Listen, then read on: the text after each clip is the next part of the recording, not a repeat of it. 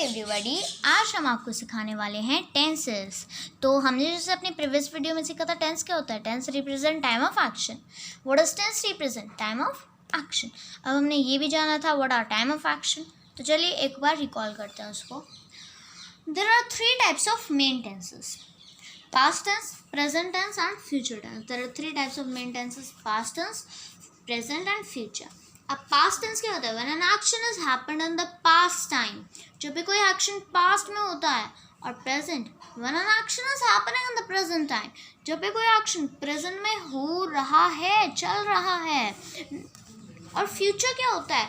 जब कोई action past में होगा, when it will be done, वो होगा। तो अब हम देखते हैं कितने टाइप के पास्ट टेंस होते हैं। 4, प्रेजेंट 4 और फ्यूचर 4। आप आसान तरीके से याद कीजिए। एक ममा होती है टेंस, ममा होती है टेंस, उसके कितने बच्चे होते हैं? 3, पास्ट, प्रेजेंट और फ्यूचर। कितने बच्चे होते हैं? 3, पास्ट, प्रेजेंट और फ्यूचर। अब इन तीनों के कितने बच्चे होते हैं? 4। सबके 4 हैं, सबके नाम भी एक है। सिंपल है, कॉन्टिन्यू, परफेक्ट है, परफेक्ट कॉन्टिन्यूस। अब इन्हें पहचाने कैसे? तो जो पास्ट के होते हैं उनके आगे पास्ट, प्रेजेंट के उनके साथ में प्रेजेंट और फ्यूचर के साथ में फ्यूचर। तो अब कितने टाइप्स के होते हैं? 4 में। तो अब हम सीखेंगे फ्यूचर टेंस। फ्यूचर टेंस सीखेंगे। जैसे कि हमें पता है कि फ्यूचर टेंस में क्या होता है। पास्ट टेंस हमने पिछली वीडियो में सीखा था, प्रेजेंट भी सीखा था। आप फ्यूचर देखेंगे। अगर आपको उनसे कोई भी डाउट है तो आप मुझसे पूछ सकते हैं। एंड अब फ्यूचर देखते हैं। जो हेल्पिंग वर्ब होता है गाइस, जो हमारा हेल्पिंग वर्ब है वो होता है हमारा विल शेल। क्या होता है? Will shell. और वो जो मेन वर्ब होता है वो वर्ब की फर्स्ट फॉर्म। और सब्जेक्ट सेंटेंस स्ट्रक्चर क्या है? Subject plus will shall plus verb first form plus object. Subject plus will shall plus verb first form plus object. तो अब मैं आपको एक और बात बता दूं। जो शेल होता है गाइस, जो शेल होता है, आप देख सकते हैं, जो शेल होता है उसके लिए हम यूज़ करते हैं आई वी। क्या यूज़ करते हैं हम? आई और वी। और जो विल होता है, आई वी के अलावा जो भी हमारी चीज़ें होती हैं हम उनको विल के साथ यूज़ करते हैं। तो अब हम एक सेंटेंस बनाते हैं जैसे she will play kho kho. She will play kho kho. अब ये हो गया हमारा विल के साथ, बिकॉज आई वी के अलावा सारे विल के साथ। और अब शेल का हम देख सकते हैं जैसे I shall come tonight, I shall come tonight. या we shall eat mango, we shall eat mango. तो ये हो गया हमारे जैसे मैंने ये हो गया हमारे स्ट्रक्चर के अकॉर्डिंग के सेंटेंस। अब जैसे मैंने आपको बताया ही विल प्ले क्रिकेट, तो ही हमारा क्या हो गया? सब्जेक्ट, विल क्या? हेल्पिंग वर्ब, और प्ले क्या? क्रिकेट। और जो प्ले क्या? वर्ब की फर्स्ट फॉर्म और क्रिकेट क्या? ऑब्जेक्ट। तो हमने आई के साथ भी यूज़ करा तो same, I subject, I will, I shall, shall helping verb, come main verb की फर्स्ट फॉर्म, टुनाइट ऑब्जेक्ट। तो ये हमारे अकॉर्डिंगली सेंटेंस स्ट्रक्चर के अकॉर्डिंग बन गया। अब हम कुछ पॉइंट्स देखते हैं इसके बारे में। The simple future tense is used to talk about things which we can not control. अब सिंपल फ्यूचर टेंस किस चीज़ को बनवाता है? जो चीज़ हम कंट्रोल नहीं कर सकते। द थिंग्स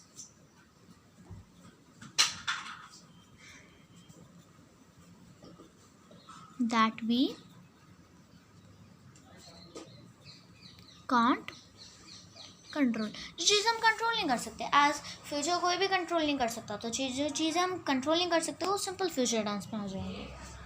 अब जैसे हम एक और होता है, we use this tense to talk about what we think और believe will happen in future. इस टेंस को हम इसलिए भी इस्तेमाल करते हैं कि क्या हम जैसे मान लो एक फिक्स्ड टाइम टेबल है और हमें पता है कि फ्यूचर में क्या होगा, that will also come in simple future, वो भी सिंपल फ्यूचर में ही आएगा। तो ये थे हमारे सिंपल फ्यूचर टेंस के। जैसे मैं आपको एक एग्जांपल देती हूँ फिक्स्ड टाइम टेबल का। जैसे आई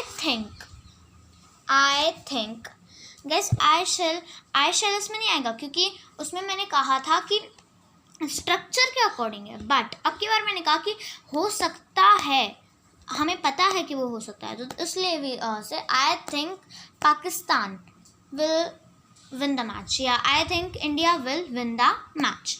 तो क्या होगा, इसमें हम अपनी फीलिंग्स ऐड करें, जैसे आई थिंक, आई कैन, या I learn, I am sure. ऐसे से हम अपनी फीलिंग्स पे ऐड कर सकते हैं, पर फीलिंग्स के बाद जो आएगा वो विल आएगा, इसका ध्यान रखिए। फीलिंग्स के बाद आएगा वो विल आएगा। तो ये था हमारा सिंपल फ्यूचर टेंस। अब हम कॉन्टिन्यूस टेंस की ओर बढ़ते हैं, फ्यूचर कॉन्टिन्यूस टेंस। तो अब हम देखते हैं इसमें क्या है हमारा हेल्पिंग वर्ब। इसमें हमारा guys will and shall be.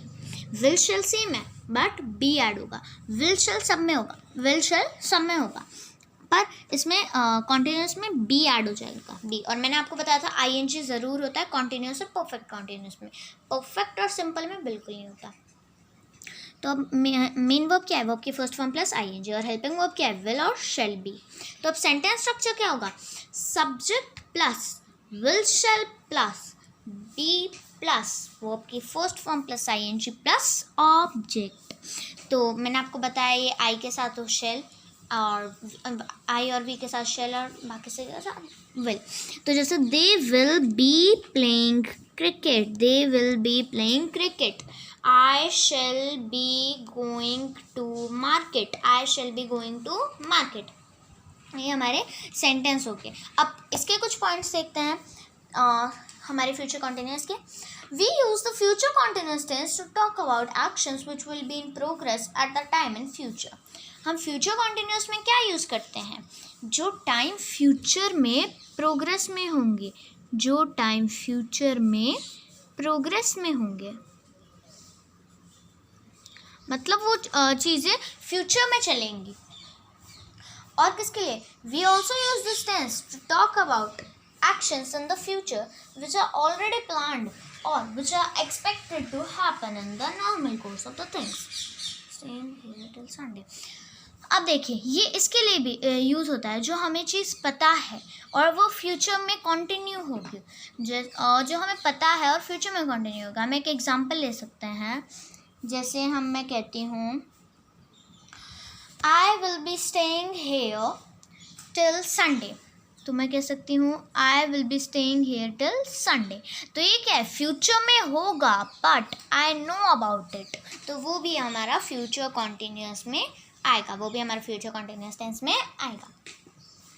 अब ये तो था हमारा फ्यूचर कॉन्टिन्यूस। अगला हम देखते हैं future perfect tense. Future perfect tense, तो इसमें हेल्पिंग वर्ब क्या यूज़ होगी, देखिए इसमें हेल्पिंग वर्ब होगी will shall have, will shall have, और मेन वर्ब की थर्ड फॉर्म, मेन वर्ब की third form.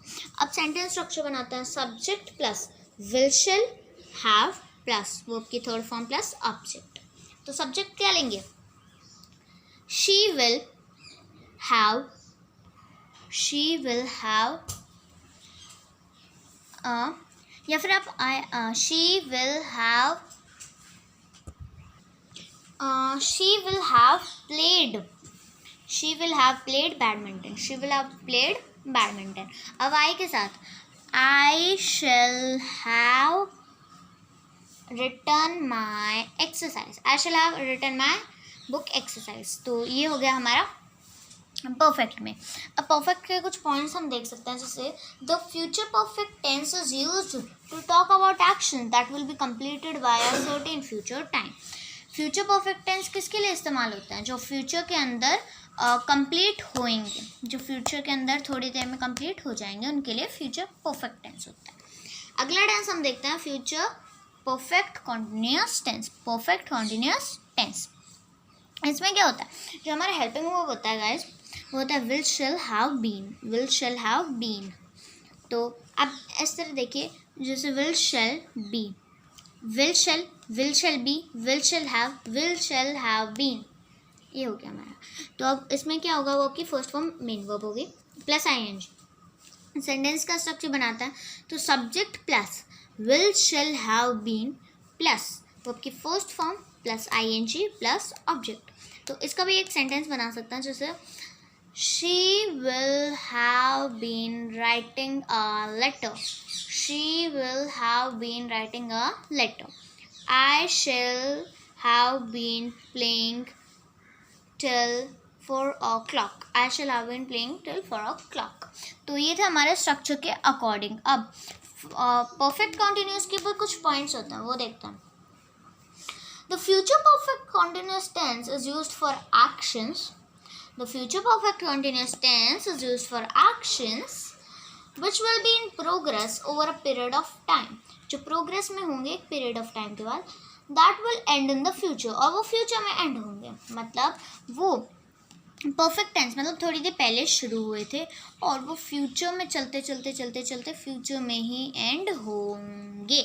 That's known as future perfect continuous tense. Future perfect continuous tense.